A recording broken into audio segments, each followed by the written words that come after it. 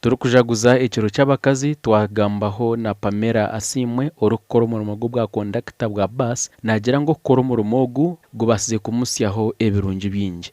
Nyeyombekire nyine bizinesi zo mu rubaju kine kintine mazime kinkurana nyegomba nko mukazi cyo gukora buri kimwe cyona nkifunira.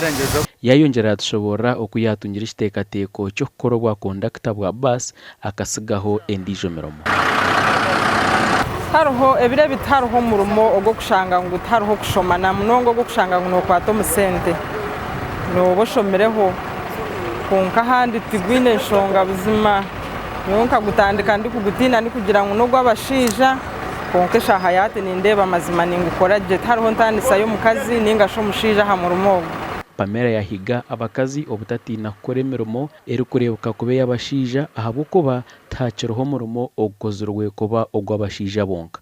Abakyara nimbahabura obutetina okureba emirimo bakagitiina okashanga ngu nareba togo omurimo n'ogw'abakazi n'ogw'abashaija mazima tahakiriho omurimo gwo kugira ngo ogu n'ogw'omukazi ningashi n'ogw'omushaija. Abakyara bareke kwetiina okukora omu baasi kikumanyisa ngu nooba waaba omushaija noosigara ori omukazi.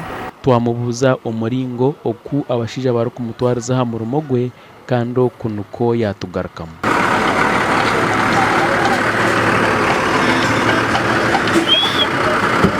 Konka nabwo abakazi batahi banje batakakitiina n'abashaija nabo ebirebi bakaterera tibakiri bariya biira abo kushanga ngu naremesa omukazi kukora ebyo bikahwaho abashaija ninkora nabo tinyine enshonga nabo mazima buri kimwe nikigenda gye. Bakama be hamwe n'abakozi bagenzi be nibamusiima okuba omukazi omwekambi. Nakora nk'eby'abashaija bakukora takweganya eshaha yoona nabaruha baasi kuza kutaho tinabaruha mpaka hakwimica so n'omwekambi munonga. Abakazi benda kuzina bakozi abedda babeeranga mu nnimiro reka tulaba abakazi mu ofiisi mwe bali olaba ba vice president olaba ba prime ministers olaba kikulaga nti abakazi bejimbire emirimu gy'abasajja.